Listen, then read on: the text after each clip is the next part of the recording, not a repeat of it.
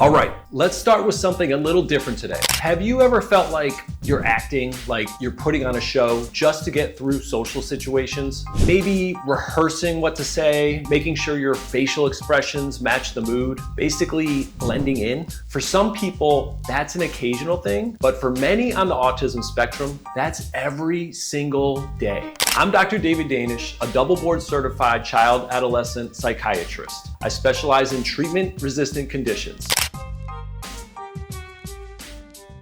And today, I've got an incredible guest with me, Chris Smith, an expert in autism who's been working with patients across the spectrum for years. He's got deep experience with something that's often missed in autism. It's called social camouflaging. Chris, first off, thanks for being here, man. I feel like this is a topic that so many people don't even realize exists. Can you break down this for everyone? What exactly is social camouflaging? Absolutely, and thanks for having me. Social camouflaging is when someone on the autism spectrum masks their differences to appear more neurotypical. This can mean suppressing natural behaviors or mimicking speech patterns or even rehearsing responses before speaking. A lot of times people think of autism in terms of what they can see, like struggles with eye contact or difficulty in social settings, but for those who camouflage, they're working really hard behind the scenes to fit in. And that can make autism incredibly difficult to recognize, especially in people who are great at masking it. Chris, something I think a lot of people might be wondering is, don't we all do some level of masking? Like if you're at a party and you have social anxiety or you just want to make a good impression with people, you might force yourself to act more confident than you feel. Or at work, people put on a professional persona that's different from how they are with close friends. To me, that's normal. So how do we differentiate normal social adaptation from the kind of camouflaging that's truly exhausting and harmful for people on the autism spectrum?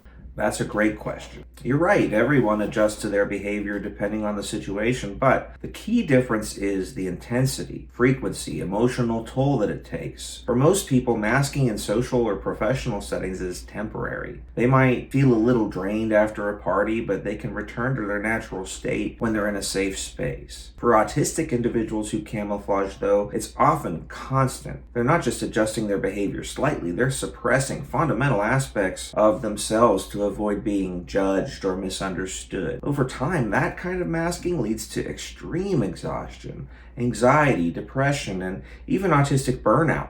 Now, the biggest distinction is choice. Neurotypical people can actually usually choose when to mask and when to relax. But for those on the spectrum, camouflaging can feel like a necessity just to get through daily life. And that's what makes it so damaging. Yeah, great points. And I imagine that's why so many people, especially women, go undiagnosed for years. It's like if you're good at blending in, you don't seem autistic. So no one ever thinks to look deeper. And I know research backs this up. Autism has historically been diagnosed way more in boys or males than in females. But it doesn't mean females are not autistic at the same frequency necessarily. It's just that their symptoms don't always match the stereotype. Is that right? Exactly. Girls in particular tend to develop these subtle strategies early on, like maintaining eye contact by looking at someone's forehead instead, or carefully mirroring facial expressions. They learn to play the part so well that on the surface, they might seem totally fine, but inside it's exhausting.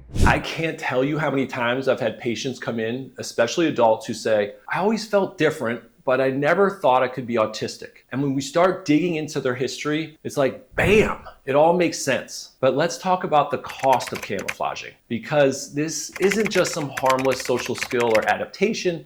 It actually can take a huge toll, right? Absolutely. Camouflaging is linked to higher levels of anxiety, depression, and something called autistic burnout.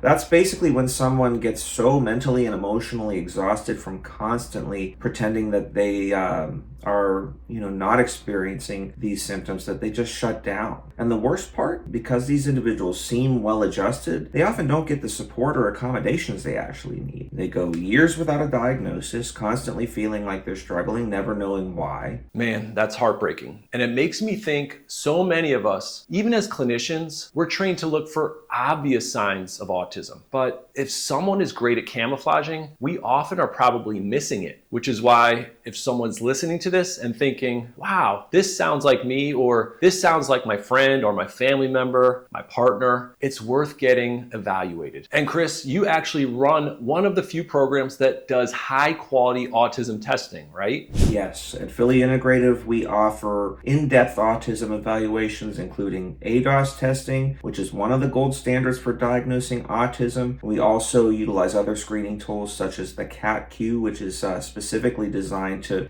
get a self-report of symptoms of camouflaging and masking. We also work with individuals who may not have an official diagnosis, but struggle with social camouflaging and need that kind of support. That's huge, because the right diagnosis, whether it's autism, ADHD, sensory concerns, or something totally different, can be a total game changer in getting people the support they need. All right, let's leave people with some key takeaways. If someone suspects they or someone they love is camouflaging, what are the best next steps? Well, first, awareness. Start paying attention to those subtle signs. If someone seems overly rehearsed in social interactions or avoids talking about their personal experiences, well, they might be camouflaging. Second, create spaces where people feel safe being themselves. No pressure to perform. No need to fit into some impossible mold, just acceptance. And third, if this resonates with you, consider seeking an evaluation. A proper diagnosis and the right support can make all the difference. Awesome, super helpful. Couldn't have said it better myself. And listen, if this conversation hit home for you, do not keep this information to yourself. Hit the like button, subscribe, and please share it with anyone who might need to hear it. Also, if you want more information, Chris and his team are doing incredible work. You can check out Philadelphia Integrative Psychiatry or phillyintegrative.com for expert consultations, in-person evaluations in Pennsylvania, and virtual support nationwide. For even more free resources, head over to drdaviddanish.com, sign up, and you'll get exclusive content to help you navigate mental health with real science-backed strategies. Absolutely. Thank you, Dr. Danish. This has been great. All right, thanks for watching, and I'll see you in the next video.